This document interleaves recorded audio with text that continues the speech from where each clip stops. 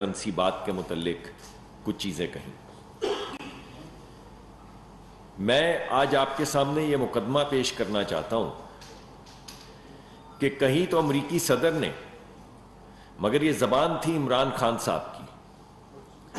आपको याद होगा कि मैंने आज से चंद महीने पहले यहीं पे प्रेस कॉन्फ्रेंस करके आपको क्या बताया था कि इमरान खान साहब ने अमेरिका में एक लॉबिंग कंपनी हायर की। उस लॉबिंग कंपनी जिसको ये $25,000 माहाना दे रहे हैं, यानी 3-3.5 लाख रुपए नहीं, हर साल दे रहे हैं।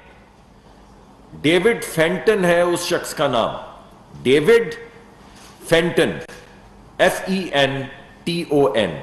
ये स्पेलिंग्स मैं आपको इस वजह से बता रहा हूं कि इस वक्त पाकिस्तान का हर बच्चा पढ़ा लिखा जिसके हाथ में टेलीफोन है, वो अपने टेलीफोन पे ये नाम डाल सकता है, डेविड फेंटन, और आपको पता चल जाएगा कि ये शख्स डेविड फेंटन कौन है, जिसे इमरान खान साहब ने, और इन्होंने नहीं कहा कि मैंने उसको हायर नहीं किया, उसका कॉन्ट्रैक्ट भी आपके सामने आ चुका है, सर्कुलेट कर रहा है, और आज तक पीटीआई ने नहीं कहा कि हमने डेविड फेंटन को अमेरिका में हायर नहीं किया।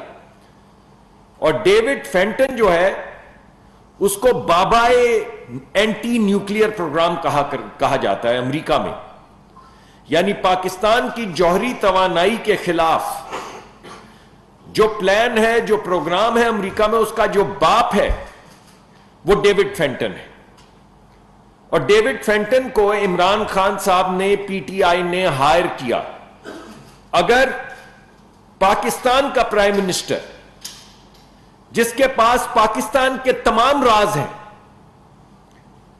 एटमी राज भी मौजूद हैं और दीगर राज भी मौजूद हैं, जो अपनी जेब से पाकिस्तान के राज जो हैं उनको निकाल के जलसों में ऐसे ऐसे करता है कि मैं बताऊं, तमाम केसेस जो चल रहे हैं, इस फंडिंग का ताल्लुक किससे है? एक अहम सवाल उठता है कि ये फंडिंग जा कहां रही है। तो मेरे भाई, ये फंडिंग यहीं इस्तेमाल की जा रही है, लोगों को लाया जा रहा है, चाहे वो मलिक रियाज साहब के पैसे हों, चाहे वो आरिफ नकवी साहब के पैसे हों, चाहे वो किसी क्रिकेट क्लब के पैसे हों, चाहे वो किसी हिंदुस्तानी के पैसे हों, जिनके नाम आपके सामने आ चुके हैं, लिखे हैं, वो इलेक्शन कमीशन की रिपोर्ट में भी लिखे हैं। तो सवाल ये पैदा होता है कि ये पैसे जा कहां रहे हैं? ये है वो जगह, ये है वो साजिशें जिनमें ये पैसे डाले जा रहे हैं। और मुल्क के खिलाफ साजिश की जा रही है, मुल्क के एटमी प्रोग्राम्स के खिलाफ साजिश की जा रही है, मुल्क के लीडरान के खिलाफ साजिश की जा रही है। आखिर ये सब करने को पैसे चाहिए ना। तो अब आपको समझ आ जानी चाहिए कि डेविड फेंटन एक तरफ, पाकिस्तान की एटमी प्रोग्राम पे हमला एक तरफ, शोहदा के खिलाफ कैंपेन जिसमें लोगों ने खुद बाहर निकल के कहा कि हम माफी मांगते हैं, हम पे प्रेशर था, हमें गुमराह किया गया, हमने ये बयानात दे दिए। किनके खिलाफ बयान दिए? जो आपके और मेरे बच्चों की जिंदगियों की हिफाजत करते हैं, गोलियां खाते हैं। तो वो कैंपेन कहां से चली? वो जो वीडियो क्लिप्स बनती हैं, 30-30 लाख रुपए की एक एक वीडियो क्लिप बनती है, आपके ख्याल में ये वीडियो क्लिप के पैसे कहां से आते हैं?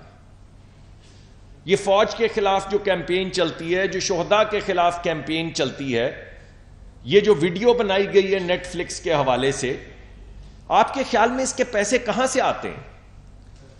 आपके ख्याल में जो फॉरेन लॉबिस्ट रखे गए हैं, जो पाकिस्तानी एटमी प्रोग्राम के खिलाफ काम कर रहे हैं, सवाल यह पैदा होता है कि सबके पैसे कहां से आ रहे हैं? पाकिस्तान से तो कोई रुपयों में कमा के नहीं दे रहा ना भाई। जो अदायगियां इंटरनेशनल लॉबिस्ट को करोड़ों रुपए, अरबों रुपए की जा रही हैं, वो रुपयों में तो नहीं की जा रही ना। यहां से तो स्टेट बैंक से इजाजत लेनी पड़ती है पैसे बाहर भेजने के, किसी के गए हैं पैसे बाहर, तो ये पैसे तो कहीं और से आ रहे हैं। ये तो बाहर का पैसा बाहर जा रहा है। तो ये जितनी आपके सामने इलेक्शन कमीशन ने अभी रखी हैं तमाम चीजें, लोगों के नामों के साथ, कंपनियों के नामों के साथ, क्रिकेट क्लब के नामों के साथ, ये हैं वो पैसे। جو پاکستان کے خلاف ڈیوڈ فینٹن کے ذریعے استعمال ہو رہے ہیں. میں بار بار اس کا نام لے رہا ہوں کیونکہ اگر میں کہوں تو جھوٹ ہے، لیکن کوئی بھی پاکستان کا پڑھا لکھا بچہ خود جا کے چیک کر سکتا ہے کہ ڈیوڈ فینٹن کون ہے، تو 1 منٹ میں تمام نکات جو ہیں وہ سامنے آ جائیں گے. اور وہ جو کانٹریکٹ ہے، میں چیلنج کرتا ہوں پی ٹی آئی کو کہ ڈینائی کرے کہ انہوں نے اس کو کانٹریکٹ نہیں دیا ہوا، اور ڈینائی کرے کہ وہ پاکستان کے خلاف کیمپین نہیں کر رہا یا پی ٹی آئی کے حق میں کیمپین نہیں کر رہا. ڈینائی کریں کہ یہ جو تمام پیسے یہ اکٹھے کیے ہیں، جو فورن فنڈنگ کے حوالے سے یا اللیگل فنڈنگ کے حوالے سے پیسے اکٹھے ہوئے ہیں، یہ ویڈیو ان تمام ویڈیوز میں استعمال نہیں ہو رہے. اور اگر نہیں ہو رہے تو یہ ویڈیوز کے پیسے کہاں سے آ رہے ہیں؟ جو کل خود اعتراف کیا عمران خان صاحب نے، آپ کے سامنے اعتراف کر کے گئے ہیں کہ ہماری کچھ بات چیت چل رہی ہے. کہا ہے نا انہوں نے کہ ہاں ہماری کچھ بات چیت چل رہی ہے، وہ کہیں پہنچ نہیں رہی. ارے بھائی کہاں پہنچنی ہے؟ آپ کہاں پہنچانا چاہتے ہیں؟ یہ جو آپ ڈرا رہے ہیں، یہ پاکستان کے سیاسی اپریٹس کو نہیں آپ ڈرا رہے. یہ جو آپ کے ہواری، آپ کے دوست جن کے لیے آپ سر چڑھ کے بول رہے ہیں، وہ کیا کہہ رہے ہیں؟ وہ کہہ رہے ہیں میں گیٹ نمبر 4 پہ چڑھ جاؤں گا. یہ میرے خیال میں وہ اعظم سواتی صاحب کی غالباً ٹویٹ ہے. یہ کون سے کس کے گھر کے گیٹ نمبر 4 پہ چڑھنے لگے ہیں؟ کس کو ڈرا رہے ہیں؟ یہ جو کہہ رہے ہیں کہ ہم لے کر آ رہے ہیں یہاں پہ مارچ، یہ مارچ کس کے خلاف لے کر آ رہے ہیں؟ میں آپ کو یہ بتانا چاہتا ہوں کہ یہ مارچ ریاست کے خلاف آ رہی ہے، کسی سیاسی جماعت کے خلاف نہیں آ رہی، کسی حکومت کے خلاف نہیں آ رہی، یہ ریاست کے خلاف ہے. اور وہ علل اعلان کہہ رہے ہیں کہ ہم گیٹ نمبر 4 پہ چڑھیں گے. یہ اداروں کے خلاف ہے. یہ اداروں کو ڈرانے کی بھی کوشش کر رہے ہیں اور اداروں سے معافی بھی مانگ رہے ہیں، این آر او مانگ رہے ہیں اداروں سے. یہ جو بار بار کہتے ہیں کہ میں نیوٹرل سے کہتا ہوں، میں نیوٹرل سے کہتا ہوں، بھائی کیا کہتے ہیں؟ یہ کہتا ہوں کہ مجھے واپس لے آئیں، اور اگر نہیں لائیں گے تو میں مارچ کروں گا. کوئی آپ کے ساتھ مارچ نہیں کرے گا. آپ کی اپنی پارٹی کے لوگ اداروں کے خلاف مارچ کرنے کو تیار نہیں ہیں. آپ کی اپنی پارٹی کے لوگ ریاست کے خلاف کسی مارچ کا حصہ بننے کے لیے تیار نہیں ہیں. اس وجہ سے سیاست کو سیاست کے ڈبے میں رہنے دیں، سیاست کو ریاست کے ڈبے میں مت لے کر آئیں. اپنی سیاست کی نظر ریاست کو مت کریں. ارے بھائی آپ کا ہم سے کوئی جھگڑا ہے، کوئی سیاسی جھگڑا ہے، کوئی پالیسی کے اوپر جھگڑا ہے، آپ بھی پاکستانی ہیں، ہم بھی پاکستانی ہیں، ہمارا نقطہ نظر کسی بات پہ نہیں ملتا. آپ سیاسی بات کریں، ہمارے ساتھ سیاست پہ بات کریں. آپ ریاست پہ کیوں حملہ کرتے ہیں؟ آپ کیوں ڈیوڈ فینٹن کی طرح کے لوگوں کو ہائر کرتے ہیں؟ کیا آپ کو کوئی امریکہ میں لابسٹ نہیں؟ پہلی بات، آپ نے خود جا کے کہا کہ امریکہ ایک ایسا ملک ہے جس نے پاکستان کے آئین کو پامال کیا اور اپنا انفلوئنس استعمال کرتے ہوئے پاکستان کی الیکٹڈ حکومت ہٹائی. آپ کہتے ہیں نا، آپ نے کہا یہ، تو اس ملک میں جا کے لابسٹ کیوں ہائر کر رہے ہیں؟ کو دونوں میں سے ایک بات تو جھوٹ ہے. اور یہ تو ثابت ہو چکا کہ وہ تمام جو آپ نے ڈھکوسلا اٹھایا تھا، وہ کاغذ نکال کے جو آپ نے کہا تھا کہ یہ سازش ہے، پاکستان کی سیکیورٹی ایجنسیز نے کہہ دیا کہ کوئی سازش نہیں ہوئی. پاکستان کی جو نیشنل سیکیورٹی کمیٹی کا اجلاس ہے اس میں فیصلہ ہوا کہ کوئی سازش نہیں ہوئی. آئی ایس پی آر نے کہہ دیا کہ کوئی سازش نہیں ہوئی. آپ کی ٹیپ سامنے آ گئی، آپ کی آڈیو سامنے آ گئی جس میں آپ کہہ رہے ہیں کہ یار اس کو منٹ کر کے گھمانا تو ہم نے ہے نا، منٹس کو تو گھما دیتے ہیں. آپ کو کس کے خلاف آپ گھما رہے ہیں؟ ملک کے خلاف. ملک کا ایکس وزیر اعظم ملک کے خلاف گھما رہا ہے ایک سائفر کو، جو راز ہے، جو گم گیا کہیں. ملک کا راز جیب میں ڈال کے جلسوں میں گئے ہوئے تھے، کہیں کھو گیا. آپ بتائیں ایسے شخص کو آپ کسی اہم عہدے پہ لگا سکتے ہیں جو ملکی راز جیبوں میں لے کے گھومے اور کہے کھو گیا کہیں، اب میں کیا کر سکتا ہوں، کھو گیا تو کھو گیا. تو یہ میں آپ کے سامنے کچھ نکات رکھنا چاہتا تھا. جو سیاسی نکات ہیں، میں آپ کے سامنے دو اہم اعلانات کرنا چاہتا ہوں توانائی کے حوالے سے۔ پہلا اعلان یہ ہے کہ میں نے بہت مرتبہ یہاں پہ کہا کہ ہمارے پاس ایک ایسا وقت تھا جس وقت ہم $2 کی LNG لے سکتے تھے، $4 کی لے سکتے تھے، ہم نے نہیں لی، آج $40 میں بھی نہیں مل رہی۔ وہ جو ایک شپ ہمیں LNG کا $30 ملین یا $40 ملین کا ملتا تھا، اب $130 ملین میں بھی نہیں مل رہا۔ اور میں نے آپ سے یہ بھی کہا تھا کہ ہم پوری کوشش کریں گے، مگر ایک سخت سردی کے اندر ہمیں مشکلات کا سامنا کرنا پڑے گا۔ آج میں آپ کو یہ بتانا چاہتا ہوں کہ ہم نے 2 اضافی کارگوز کا انتظام کر لیا ہے۔ جنوری کے لیے ایک اضافی کارگو کا ہم انتظام کر چکے ہیں۔ پچھلے سال کے مقابلے میں پچھلے سال ہمارے پاس 9 کارگو تھے، یعنی 9 شپس تھیں LNG کی۔ اس سال ہمارے پاس 10 شپس ہوں گی، ایک شپ ہمارے پاس زیادہ ہے، اس کا انتظام ہو چکا ہے۔ فروری کے مہینے میں پچھلے سال ہمارے پاس 8 شپس تھیں غالباً، اس سال 9 شپ ہوں گی، ایک اضافی شپ کا اضافہ کر دیا گیا ہے۔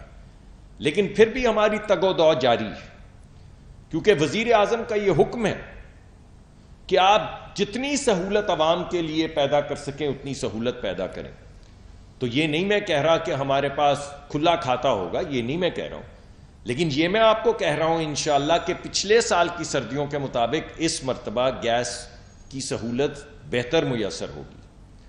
اس کے علاوہ میں آپ کو یہ بھی بتانا چاہتا ہوں کہ پاکستان کی جو سرکاری کمپنیاں ہیں، SSGC ہے، SNGPL ہے، پارکو ہے اور PSO، ان تمام کو حکم دیا گیا ہے کہ جتنی گیس شارٹیج ہے اس کی مطابقت سے LPG منگوائی جائے، وہ سلنڈر جو آپ گھروں میں لگاتے ہیں وہ منگوائے جائیں، تاکہ اگر کہیں گیس کی کسی وقت تنگی بھی ہو تو وہ سلنڈر موجود ہو۔ SSGC اور SNGPL کے درمیان میں ایک معاہدہ طے پا گیا ہے، جس میں پہلی مرتبہ پاکستان میں SNGPL اس سال LPG کے سلنڈر جو ہے وہ لوگوں کو بیچے گا پنجاب میں اور سرحد میں، کہ خیبر پختونخوا میں، معافی چاہتا ہوں میں۔ تو اس کا انتظام کر لیا گیا ہے۔ SSGC اضافی طور پہ پچھلے سال میں جتنی گیس یا LPG منگوائی گئی تھی اس کے مقابلے میں 20,000 ٹن اضافی LPG منگوا رہا ہے، جس کے لیے ان کو حکم دیا گیا تھا، انہوں نے سلنڈرز خریدنے تھے، سلنڈرز بھی خریدے جا رہے ہیں، کافی حد تک خرید لیے گئے ہیں، باؤزرز کا انتظام کیا جا رہا ہے تاکہ ٹرانسپورٹیشن بھی ہو سکے، اور ساتھ کے ساتھ جو LPG جس کی ضرورت ہے اس کے ٹینڈر بھی دے دیے گئے ہیں اور کافی حد تک وہ خرید بھی لی گئی ہے۔ تو میں دوبارہ سے یہ کہوں گا اور آپ سے درخواست بھی کروں گا کہ بھائی تھوڑی سی کفایت شعاری سے کام بھی لیجئے۔ ہمارے پاس جو بوائلر لگے ہوئے ہیں اور جو ہیٹر ہیں، سب سے زیادہ جو گیس استعمال ہوتی ہے وہ جو ہمارے گیزر ہیں یا جو بوائلر لگے ہوئے ہیں، جو زیادہ تر صاحب حیثیت لوگوں کے پاس ہوتے ہیں، تو ٹھیک ہے آپ افورڈ بھی کر سکتے ہوں گے، لیکن میری درخواست ہے کہ آپ ایفیشنٹ بوائلر یا بوائلر کے اوپر ایک کپی لگتی ہے جس سے وہ سٹیم اس کی باہر نہیں جاتی، تو اسی گیس میں آپ کا پانی گرم رہتا ہے۔ تو اگر آپ صرف اتنی درخواست ہے کہ وہ جا کے آپ اپنے علاقے سے وہ کم از کم اوپر لگنے والی کپی جس سے سٹیم ہر وقت نہیں نکلتی رہتی اور گیس ضائع نہیں ہوتی، اگر تھوڑی سی وہ کفایت شعاری کر لیں تو اس سے تمام لوگوں کا بھلا ہوگا۔ تو یہ ہم سب کا فرض ہے۔ اسی طرح ہمارے چولہے جو ہیں وہ زیادہ ایفیشنٹ چولہے لگ سکتے ہیں، کوئی بہت بڑی انویسٹمنٹ نہیں ہے، میں غریب لوگوں سے تو نہیں کہوں گا، لیکن جو صاحب حیثیت ہیں وہ ذرا ایفیشنٹ گرین سٹینڈرڈ کے جو چولہے ہیں اگر وہ استعمال کر لیں، آج کل میں جا کے لے لیں تو اس سے بھی سہولت پیدا ہوگی۔ جو ہمارے ہیٹر ہیں وہ بھی اگر ایفیشنٹ سٹینڈرڈ کے لے لیے جائیں اور قدرے کم استعمال کیا جائے تو اس سے بھی ہمیں تھوڑی سی بہتری ہوگی۔ تو یہ کچھ گزارشات ہیں جو میں آپ کے سامنے رکھنا چاہتا ہوں، مگر جہاں تک حکومت کا تعلق ہے، حکومت بھرپور اپنے انتظامات کرنے میں مشغول ہے، اور آج بھی ان 2 کارگوز کے باوجود وزیر اعظم صاحب کا حکم ہے کہ اضافی کارگوز جو ہیں ان کو ڈھونڈا جائے، اور جیسے جیسے اگر کوئی اور سہولت پیدا ہوتی چلی جائے گی تو میں آپ کے سامنے لے آؤں گا۔ اس کے علاوہ ایک وزیر اعظم نے بڑا پروگرام بنانے کو کہا ہے جس کا وہ خود اعلان کریں گے، جس میں وہ آپ کو دکھائیں گے کہ پاکستان میں توانائی کا فیوچر کیا ہے، اور اس توانائی کے فیوچر کی وجہ سے پاکستان کا فیوچر کیا ہے۔ جب پاکستان خود کفیل ہو جائے گا توانائی میں اور کم قیمت توانائی میں، تو اس کم قیمت توانائی سے کیا خوشحالی آئے گی؟ بہت جلد وزیر اعظم صاحب ایک پروگرام آپ کے سامنے لے کر آئیں گے. ابھی میں اس پہ تبصرہ نہیں کرنا چاہتا، وہ قبل از وقت ہے. جب وزیر اعظم صاحب اس کا اعلان کر دیں گے اور آپ کو بتائیں گے کہ کیسے پاکستان خود کفیل ہوگا، کیسے توانائی کی قیمت نیچے جائے گی، تو پھر اس کے اوپر اضافی تبصرے کے لیے میں آپ کے پاس حاضر ہوں گا. بہت بہت شکریہ.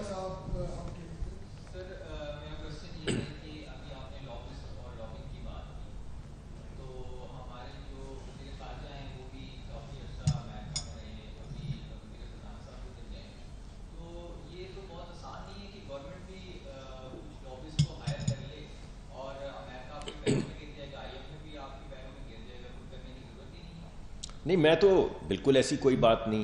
میں تو آپ کو کہہ رہا ہوں، دیکھیں، پہلی بات یہ ہے کہ کسی ملک کے لیے لابسٹ جو ہوتا ہے اس کی اپنی ایمبیسی ہوتی ہے. آپ کا یہاں سے ایمبیسڈر جو ہے وہ آپ کا لابسٹ ہے، وہ پاکستان کی امنگوں کی ترجمانی کرتا ہے، پاکستان کی پالیسیز کی، معاشی پالیسی کی ترجمانی کرتا ہے. لیکن اگر کیونکہ پی ٹی آئی نے ان صاحب کو پہلے ہائر کیا حکومت پاکستان کے پیسے دے کے، جب وہ کانٹریکٹ ختم ہو گیا تو پھر خود ہائر کر لیا. سوال یہ پیدا نہیں ہوتا کہ آپ نے لابسٹ ہائر کیا، جیسا کہ میں نے کہا شاید اس کی ضرورت میرے خیال میں نہیں ہے، کہ ہمیں خود جانا چاہیے اور اپنا کیس خود ریپرزینٹ کرنا چاہیے. اہم سوال یہ ہے کہ آپ نے کس کو ہائر کیا، اگر ہائر کرنا بھی تھا تو کس کو کیا. ذرا یہ تو نہیں ہو سکتا کہ کسی کو معلوم نہیں ڈیوڈ فینٹن کون ہے. امریکہ میں کوئی شخص نہیں جسے نہیں معلوم ڈیوڈ فینٹن کون ہے. اس کو بابا کہا جاتا ہے اینٹی نیوکلیئر پروگرام کا. ملکوں کی جوہری توانائی کے خلاف جو گلوبل تحریک ہے اس کا یہ بابا ہے. پاکستان اس کو کیوں ہائر کرے گا؟ اور یہ کیا حسن اتفاق ہے کہ اس کو ہائر کیا اور اس کے 1-1.5 سال کے بعد امریکہ میں یہ باز گشت شروع ہو گئی؟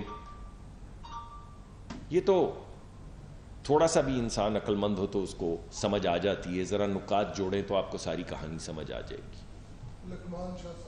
صدق ملک صاحب یہ بتائیں کہ آپ نے بتایا سائیکل کے حوالے سے یہ ابھی لابس جو ہے کیے، اس کے علاوہ فارن فنڈنگ کیس کے حوالے سے جتنے بھی آپ لوگ عمران خان کے خلاف یہ بیانیاں عوام کے سامنے لے آئے، آپ نہیں سمجھتے کہ یہ جو حالیہ الیکشن میں عوام نے آپ لوگوں کا بیانیاں مسترد کر دیا اور آپ لوگوں کو اپنی سیاست بچانا مشکل ہو گیا؟ دیکھیے، دو چیزیں ہیں. ایک تو میں سمجھوں گا کہ یہ نامناسب بات ہوگی کہ میں آپ سے یہ نہ کہوں کہ ان الیکشنز کے رزلٹ کے بعد ہمیں زیادہ محنت کرنے کی ضرورت ہے. یہ تو بالکل ہمیں محنت کرنے کی ضرورت ہے. ہمیں یہ تمام الیکشنز جیتنے چاہیے اور کوشش کرنی چاہیے ہمتاً کہ ہم یہ الیکشنز میں لوگوں کی خدمت کریں اور الیکشنز میں آگے بڑھیں. مگر آپ یہ تو مانیں کہ جو جیتی ہوئی سیٹیں تھیں اس میں سے 4 عمران خان صاحب ہار گئے. یہ تو مانتے ہیں نا؟ یہ تمام سیٹیں وہ ہیں جو عمران خان صاحب نے جیتی ہوئی تھی. تو چند سال پہلے جو جیتی ہوئی تھی سیٹیں، ان میں سے 4 سیٹیں ہار گئیں.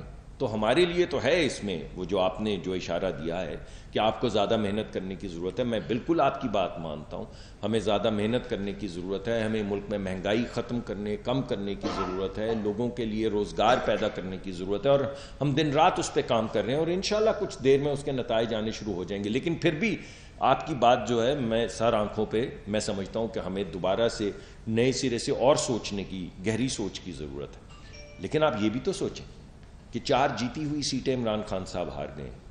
تو اگر اتنے ہی وہ لوگوں کی امیجنیشن میں اتنا بڑا انقلاب آ گیا جس کا سب لوگ ذکر کر رہے ہیں، تو ان میں سے تو کوئی سیٹ، جیتی ہوئی سیٹوں میں سے تو کوئی ہارنے کی کوئی گنجائش نہیں تھی. بالخصوص اگر حکومت بھی آپ کی ان صوبوں میں ہے، پنجاب میں بھی آپ کی حکومت ہے اور خیبر پختونخوا میں بھی آپ کی حکومت ہے. اپنی حکومت، اپنی ایڈمنسٹریشن، اپنے کمشنر، اپنے ڈپٹی کمشنر، اپنے پولیس افسران کی موجودگی میں آپ 4 سیٹیں ہار گئے ہیں، اپنی ہی جیتی ہوئی. تو اگر ہمارے لیے کچھ اس میں میسج ہے جو ہے، تو کچھ ان کے لیے بھی تو ہے. سر یہ بتائیں کہ جو آپ نے ایل پی جی سلنڈرز کا ذکر، جی سر. اس حوالے سے کافی اناؤنسمنٹس کافی، جی اس میں آپ نے تھوڑا سی ورک کیا کمپنی میں. فار ایگزامپل اسلام آباد ہے، زیادہ سردی ہوگی علاقوں میں، یہاں کے لوگ سلنڈر استعمال کرنے کے عادی نہیں ہیں. جب وہ لائیں گے سلنڈر تو ظاہر ہے ان کو چینجز کرنی پڑے گی. اس حوالے سے جی پورا plan S N G P L نے بنایا ہے، کیونکہ S N G P L کو پتہ ہوتا ہے کہ کس کس جگہ کے اوپر لوڈ کم ہوگا. خاص طور پہ اگر پائپ لائن چلتی ہے تو بالکل اینڈ جہاں پہ پریشر کم ہو جاتا ہے، تو ان کو پہلے سے پتہ ہوتا ہے کہ ان علاقوں میں پریشر کم ہوگا. تو وہاں پہ نہ صرف وہ سلنڈر کی فراہمی کریں گے بلکہ وہ جو آپ جو کہہ رہے ہیں نا لاسٹ مائل پرابلم کہ سلنڈر فکس کرنے کے لیے جو طریقہ کار ہے اس کا پورا پروگرام ہم اس کو سپروائز کر رہے ہیں. وہ پورا پلان بنا کے بیٹھے ہوئے ہیں کہ ان گھروں میں جا کے ان کے جو یعنی پائپ کو پہلے سلنڈر سے جوڑنا اور پھر سلنڈر کو جو ہے چولہے سے جوڑنا, یہ تمام انتظامات وہ کر رہے ہیں.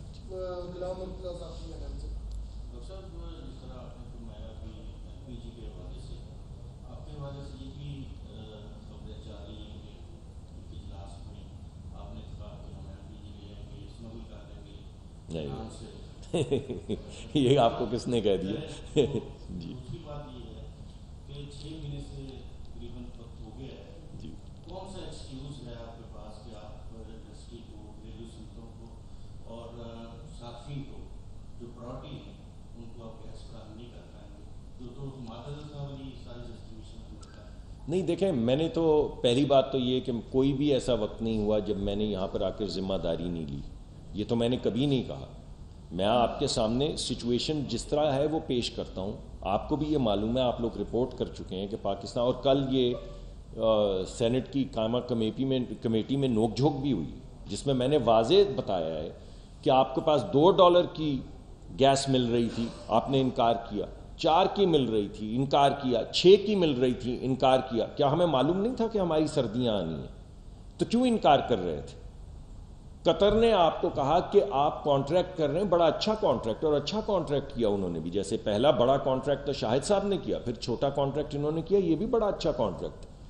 مگر انہوں نے کہا کہ آپ اور گیس لے لیں اس وقت, اور انہوں نے نہیں لی.